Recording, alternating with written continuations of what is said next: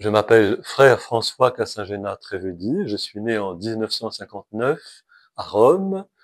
Je suis un homme, pour commencer, perdu dans l'immensité des univers. Je suis un moine en recherche de sens dans l'immensité des Écritures et je suis, pour terminer, un ami qui fait son chemin d'amitié dans l'humanité.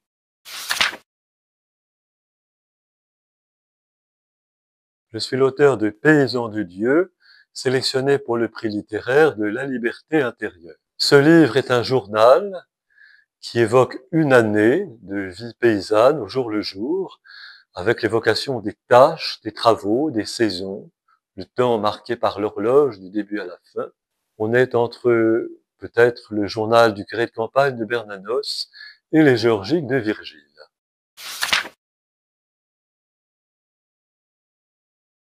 La liberté intérieure comporte à mes yeux trois dimensions. Une dimension d'abord de consentement à notre vie, à notre condition, à ce que nous ne pouvons pas changer, à la vie, à la souffrance, à la mort. Deuxièmement, une dimension d'esprit critique, c'est-à-dire que nous avons le droit de critiquer tout ce qui se présente à nous dans une perspective constructive. Et enfin, une dimension que j'appellerais poétique, ou une dimension d'émerveillement, d'accueil émerveillé et plein de gratitude de la réalité.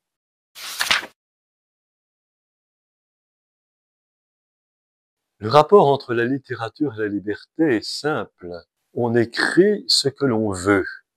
Et personnellement, j'ai bien le sentiment d'écrire ce que je veux et on n'écrit pas tout sur commande. On écrit ce que l'on veut, ce qu'on a vraiment l'intention de dire, parce qu'on a là le sentiment ou la certitude que ce que l'on va dire va apporter quelque chose à nos contemporains. Et puis, on écrit aussi comme on veut. Ça, c'est l'affaire du style. Le style est aussi une affaire de liberté. Mais lorsque je dis liberté, ça n'empêche pas l'aspect de contrainte et de travail. On n'écrit pas n'importe comment. Et peut-être que pour écrire justement ce que l'on veut, il faut accepter la contrainte du travail, de l'artisanat, de l'écriture. D'où l'importance du style, qui est libre, mais qui est aussi travaillé.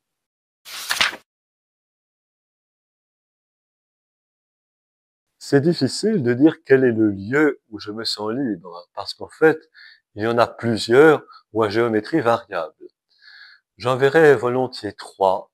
D'abord, les espaces infinis du Césalier, du plateau volcanique sur lequel j'habite. Deuxièmement, la chapelle de la maison, où je peux déployer toute la liberté de la prière et du chant, en particulier du chant grégorien, qui est un chant libre, profondément libre.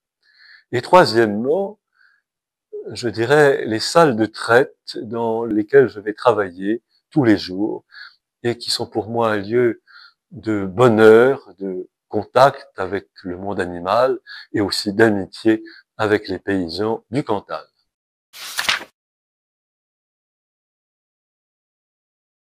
Pour moi, la figure qui incarne, au sens fort, la liberté intérieure, c'est Jésus-Christ, qui lui-même dit « La vérité vous rendra libre, chemin, vérité et vie ». Jésus libre, libre à tous égards, libre par rapport aux autorités religieuses de son temps, libre par rapport aux autorités politiques, libre par rapport au qu'en dira-t-on, par rapport aux femmes, par rapport à la société, et à l'intérieur de cette liberté, il déploie évidemment non pas un pouvoir, mais une faculté extraordinaire de libération de tous ceux qui l'approchent.